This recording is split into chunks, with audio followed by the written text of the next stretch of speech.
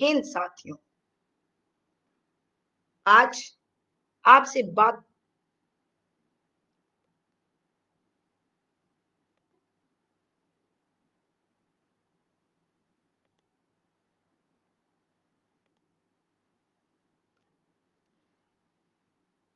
जय हिंद साथियों।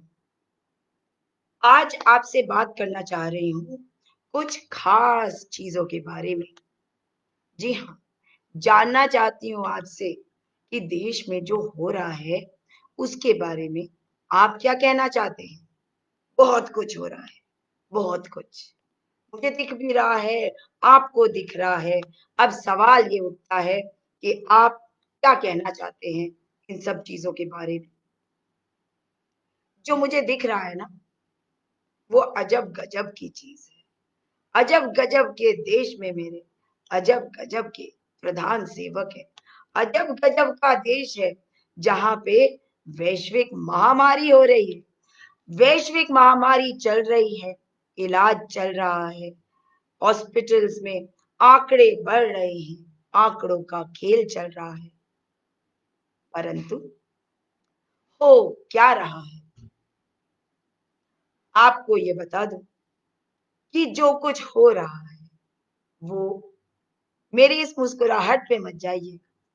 मुस्कुराते हमें रहना होगा, आपको भी मुस्कुराते रहना होगा। परंतु दुख हो रहा है। दुख क्यों हो रहा है? बहुत सारे इश्यूज है। ये जरूरत है आपको भी कि आप भी अपनी आवाज को बुलंद करें। आपसे जानना चाहती हूँ कि पिछले दिनों में जो कुछ हमने देखा, पिछले कुछ महीनों में लोगों को मरते हुए देखा, सड़कों पे चलते हुए देखा, अपने गरीब भाई बहनों को तड़पते हुए देखा, अपने बच्चों को, इस देश के भविष्य को इन सड़कों पे भूखे प्यासे जाते हुए देखा। वो नन्हे नन्हे पैर, वो नन्ही नन्ही मुस्कुराहटें, वो नन्ही नन्ही आंसू, वो नन्हे नन्हे दिल, वो किसके हैं? इस देश के भविष्य के।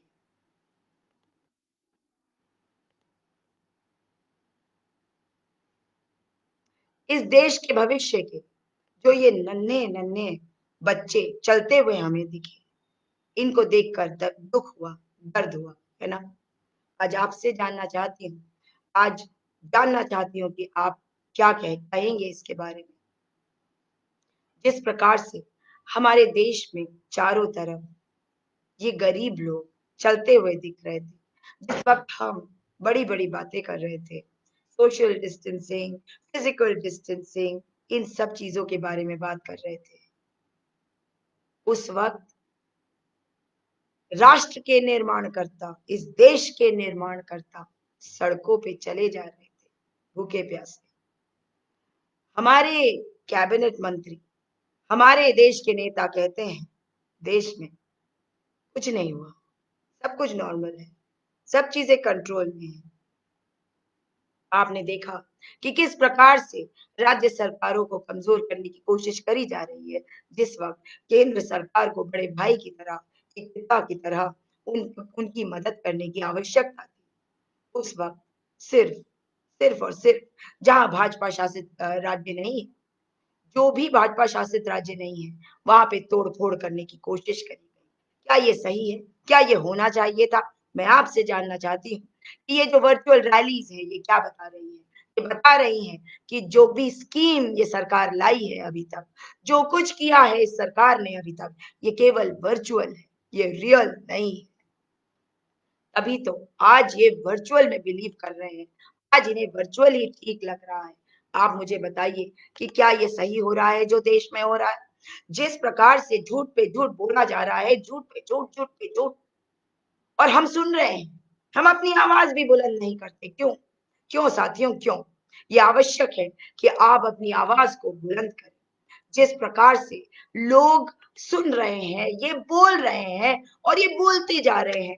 आपने सुना हमारे हमारे जो प्रधानमंत्री जी हैं, वो तो गायब ही हैं। जब से नेपाल ने विधेयक पारित कर दिया, अपने अपने इमेजिन करिए, अपनी संसद में कि हमारे उत्तराखंड का कुछ हिस्सा नेपाल का हिस्सा है, ये बता दिया। हमारी सरकार क्या कर रही है?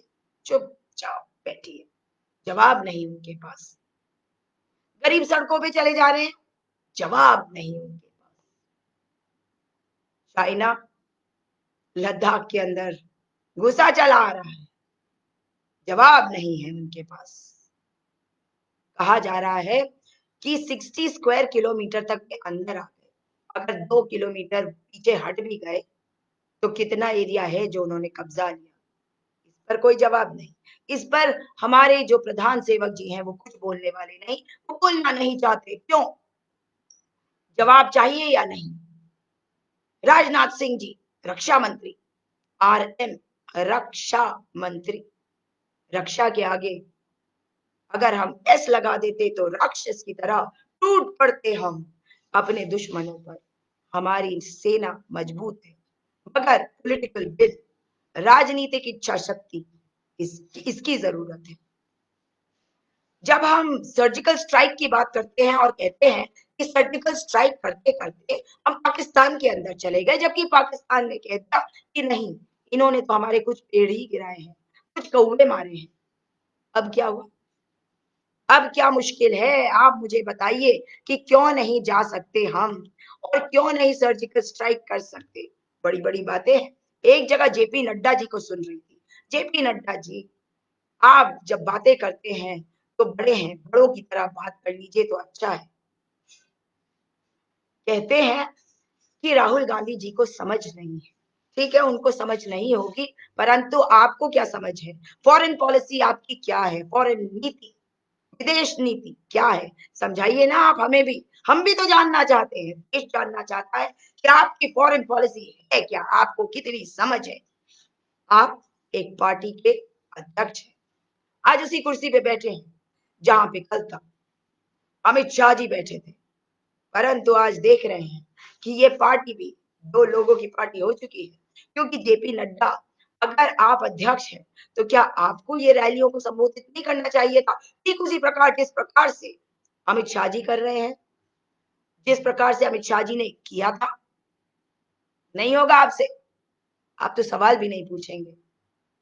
आडवाणी जी से पूछ लीजिए, वे बताएंगे आपको। एक वीडियो पोस्ट किया साथियों, देखिएगा जरूर। आडवाणी जी ने क्या कहा था देश के लोकतंत्र के बारे में। आज देश में लोकतंत्र कहाँ है? दिख रहा है क्या आपको? हम बातें करते हैं कि विपक्ष कहाँ है, विपक्ष कोशिश भी करे तो उनकी आवाज को दबाई जाती है। जब चाइनीज अग्रेशन की बात होती है तो अजय शुक्ला जो डिफेंस एनालिस्ट है, उन्होंने एक आर्टिकल लिखा है, उसमें साफ तौर पे लिखा है कि किस प्रकार से चाइनीज जो है अग्रेशन करके भारत में घुस गए हैं। 60 स्क्वायर किलोमीटर का एरिया जो है उन्होंने अपने कब्जे में कर लिया है। और हमारी जो मीडिया है हमें बताती है कि नहीं, 2.5 किलोमीटर पीछे हट गए। भैया वाह, 2.5 किलोमीटर पीछे हट गए, और जहां तक आगे आ गए वो भी बता देते, नहीं बता पा रहे। हमें जेपी नड्डा जी की बात बता दूं मैं आपको क्या कह रहे थे। जेपी नड्डा जी कहते हैं कि आ, हम अच्छी बातें करें, खाली अच्छी बात। उनसे पूछा गया कि आप ये बताइए कि आप कह रहे हैं कि स्वदेशी खरीदिए, तो इसका क्या मतलब है कि चाइनीज प्रोडक्ट जो है उसको बंद कर दे लेना? आप ये इसके बारे में कुछ क्यों नहीं कहते? आप इसके बारे में क्या कहेंगे? तो जानते क्या कहें? नहीं नहीं, हम नेगेटिव बात नहीं करेंगे, हम तो खाली ये कहेंगे कि हम स्वदेशी चीजों को खरीदें, पर उसके बारे में कुछ नहीं कहा। यानी कि विरोधाभास, यानी कि आप लोगों को बेवकूफ बनाना, हम लोगों को बेवकूफ बनाना। अगर आपके पास कोई ठोस नीति नहीं है, आपकी इच्छा शक्ति जो है वो आपको किसी ठोस डायरेक्शन में नहीं ले जा रही है, तो बोलिए ना कि आपको पता ही नहीं कि आपको करना क्या है। 56 इंच का सीना, 56 इंच का सीना किस लिए था? 56 इंच का सीना था भाषण देने के लिए। भाषण देकर क्या हो गया बताइए तो जरा। अरे मेरी सरकार तो आज की भी सरकार है, बेवकूफ, बेवकूफ बुड़बक पंकज कुमार। ये सरकार तेरी नहीं, ये सरकार भारत की सरकार है, ये सरकार मेरी भी है। ये सरकार केवल तुम्हारी नहीं है। ये बेवकूफी तुम करो क्योंकि तुम भक्त हो। भक्त कहता है कि ये सरकार उसकी है, ये सरकार मेरी नहीं। मैं आप लोगों को कहना चाहती हूँ, जो इस सरकार के विरोधी भी है, कि ये सरकार मेरी भी है, ये सरकार आपकी भी है, ये सरकार हमारी है। इसलिए हमें अपनी आवाज को बुलंद करने की जरूरत होती है, ताकि हम अपनी सरकार को सही बात बता सके। अगर सरकार गलत रास्ते पे जा रही हो, तो हमें बताने की आवश्यकता होती है कि सरकार तुम गलत काम कर रहे हो, सही रास्ते पे आओ। जनता ये चाहती है, जनता चाहती है कि हमारी मजबूत सशक्त सेना जो है वो सही दिशा में जाए। आप उन्हें सही तरीके से उन्हें पूरी छूट दीजिए कि वे सही कर सके, क्योंकि उनके अंदर शक्ति है, उनके अंदर ताकत है। परंतु आपकी इच्छा शक्ति कहाँ है? बहुत कुछ देखा, आपकी शेरो शायरी भी देखी। जी हाँ, राजनाथ सिंह जी, रक्षा मंत्री जी, आपकी बात कर रही हूँ। बड़ी आपकी मैंने शेरो शायरी देखी। क्या कहना चाह रहे थे आप? शेरो शायरी करके हम अपनी विदेश नीति बनाएंगे, हम अपनी रक्षा करेंगे, सुरक्षा करेंगे क्या? ये आपको सोचने की जरूरत है।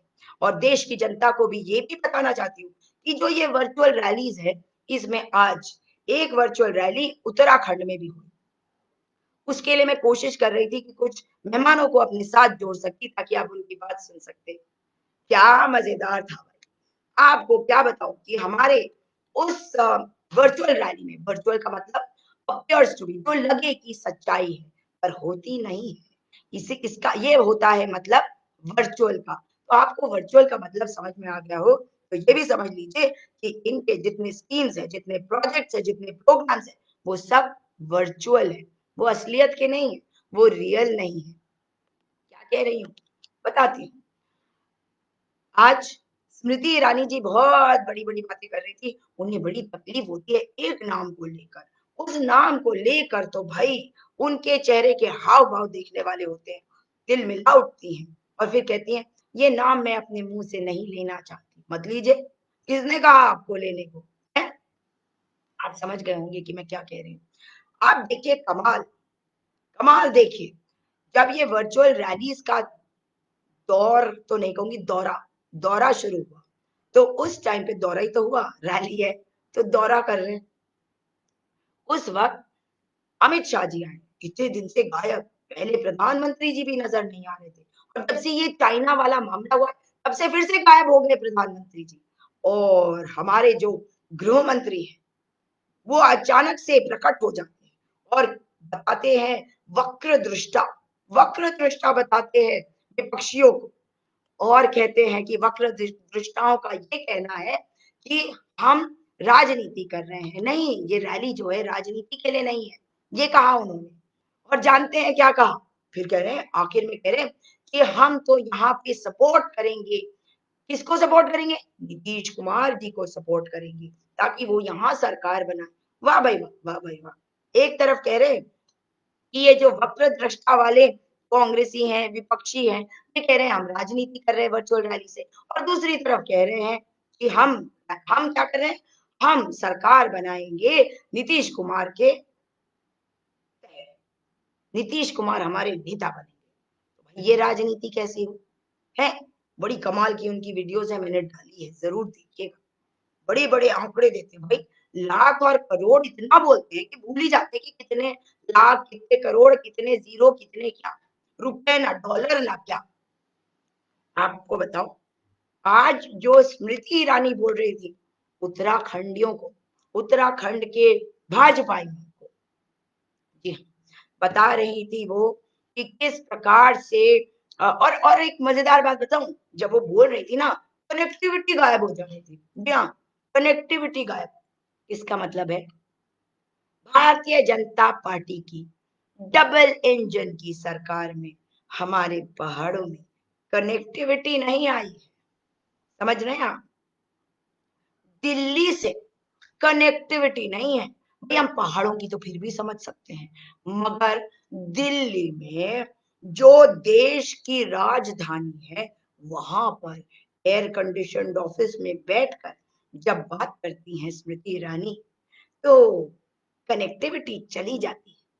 समझ में नहीं आया कुछ, या तो उत्तराखंड वालों का चला जाता होगा, ये तो वही जाने। भारतीय जनता पार्टी वाले बातें कर रहे हैं बड़ी बड़ी, कटाक्ष मार रहे हैं भाई राहुल गांधी जी पर। ये आप अपनी बात करिए ना, आप तो राजनीति करने नहीं आए, परंतु ये राजनीति नहीं है तो आप बताइए कि क्या है। कह रही हैं कि जब राहुल गांधी का बिना नाम लिए कहती हैं कि एक व्यक्ति ने एक प्रधानमंत्री के बनाए हुए कागजों को फाड़ दिया था, परंतु आज देश की 130 करोड़ की जनता प्रधानमंत्री के स्वर में स्वर से स्वर मिला रही है। One nation one ration card, one nation one tax, one nation one something, one nation one, बस वन वन वन, ये कम से कम इस नंबर पे तो आए। ये लाख और करोड़ से नीचे आ गई। अब कहती क्या है ये सुनिए। कहती हैं कि जो विपक्षी हैं उन्होंने हमेशा किसानों का नुकसान किया, पैसे उन्हें पहुंचाने की उन्हें कभी मंशा नहीं थी, किसान गिड़गिड़ाए उनके सामने, यही उनकी मंशा रही।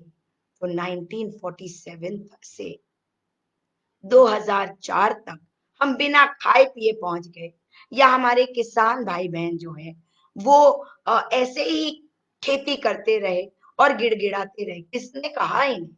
जरा जाके पंजाब में देखे कि किसान कैसे रहता है वहां। हाँ, दिक्कतें हैं, इन दिक्कतों को हटाने के लिए ही हम सरकारें चुनते हैं, लोकतंत्र में रहते हैं। मगर ये जो स्मृति ईरानी जी है ना, इनकी बातें मेरी कुछ समझ में नहीं आती। बता रही थी कि किस प्रकार से किसानों तक किसान निधि पहुंचाने का काम सरकार कर रही है, इस दौरान भी कर रही है, और किस प्रकार से महामारी के दौरान भी किस प्रकार से वन नेशन वन मार्केट के लिए अध्यादेश लाया गया इस सरकार के द्वारा। आप तो मुझे बताइए कि धरातल पे क्या काम हुआ? क्या ये बताने की इन्हें ज़रूरत नहीं है कि भाई धरातल पे क्या काम हुआ और गरीब किसानों के पास तक आप क्या पहुँचा पाए? ये भी तो बता दीजिए हमें। ये बताने का ना इनके पास मादा है, ना इनके पास हिम्मत है, ना क्षमता है, ना कैपेबिलिटी है। क्योंकि ये वर्चुअल वाले हैं, ये वर्चुअल वर्चुअल रैली वाले हैं। मतलब दौरा भी करेंगे तो वर्चुअल, असली का नहीं करेंगे। तो इनकी ये जो कहानी है, ये आपको समझने की आवश्यकता है। आज भक्त परेशान है, भक्त जानना चाहते हैं। भाई इन्होंने बताया कि किस प्रकार से उत्तराखंड में ऑल वेदर रोड पे 12,000 करोड़ रुपए खर्च हो रहे हैं।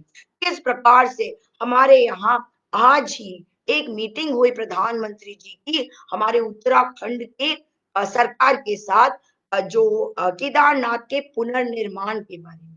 आप मुझे ये बताइए, इस सरकार के, उत्तराखंड की सरकार के 3 साल और इनकी सरकार के 6 साल, अभी तक क्यों नहीं करी थी इन्होंने बात केदारनाथ के पुनर्निर्माण की?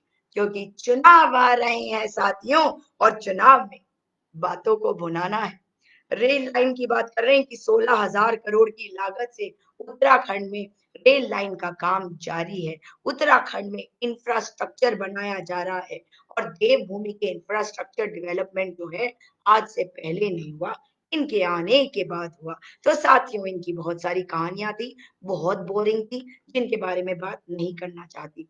इन्होंने बताया कि किस प्रकार से महिलाएं जो है हमारे उत्तराखंड की कितनी कितनी बेचारी बता दिया इन्होंने।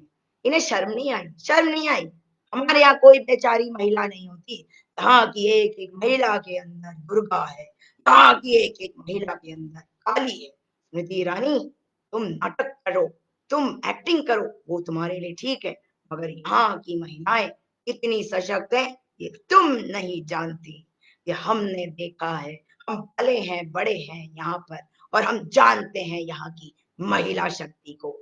यहाँ की महिला शक्ति जो है उसका मुकाबला तो आप कर ही नहीं सकती, उन्हें समझ ही नहीं सकती, मतलब उन्हें समझने का मुकाबला नहीं कर सकती। ये राज्य उत्तराखंड की महिलाओं के बलिदानों से बना हुआ राज्य है।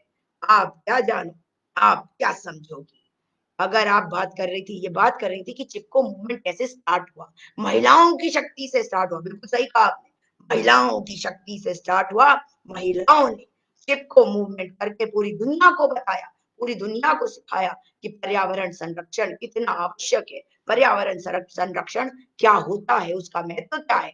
परंतु इन्होंने एक बात कही, इन्होंने बात अजीबोगरीब बता दी। इन्होंने कहा कि ये बेचारी सोचती थी किसी तरह से खाना-पीना बना लूँ, अपने बच्चों की परवरिश कर लूँ, अपने परिवार को खाना खिला दूँ। नहीं, आप नहीं जानती स्मृति ईरानी जी, ये उत्तराखंड राज्य है।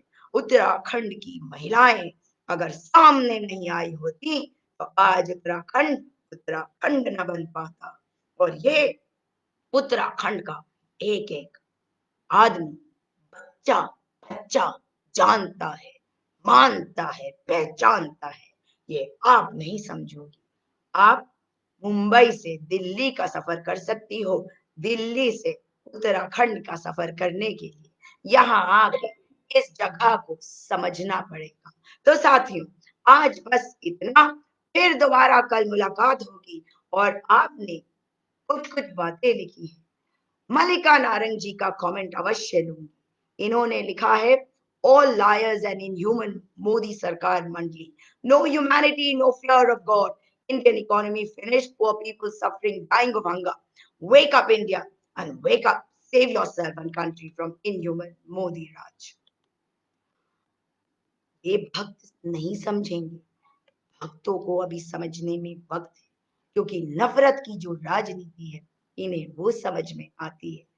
पेट में खाना ना हो ना सही, गरीब का बच्चा मर जाए, कोई बात नहीं, इनके बाप का क्या जाता है। समय लगेगा, समय लगेगा, मगर समझ में आएगा। आप लोग कुछ भी कहें, हैं तो मेरे ही बहन और भाई। हम सब इस देश के वासी हैं, इसलिए हम सब भाई बहन हैं। आप कितने भी अपशब्द कह लीजिए, परंतु आप भी हमारे ही हैं। जैसे हम भारत के हैं, आप भी भारत के हैं। जब आप अपनी अंधभक्ति में लिप्त आंखों को खोलेंगे, जब देश के बारे में सोचेंगे, तो अवश्य ये जरूर सोचने वाले हैं कि किस प्रकार से हम अपनी सीमाओं को, अपनी सरहदों को रक्षा उनकी न कर पाए। और जिन्होंने नहीं किया, अब तब उनसे सवाल अवश्य तक के लिए आपसे विदा लेती हूँ और उम्मीद करती हूँ दिमाग का इस्तेमाल करिएगा, सोचिएगा, सवाल करिएगा, क्योंकि ये देश आपका है, ये देश मेरा है। नमस्कार, जय हिंद।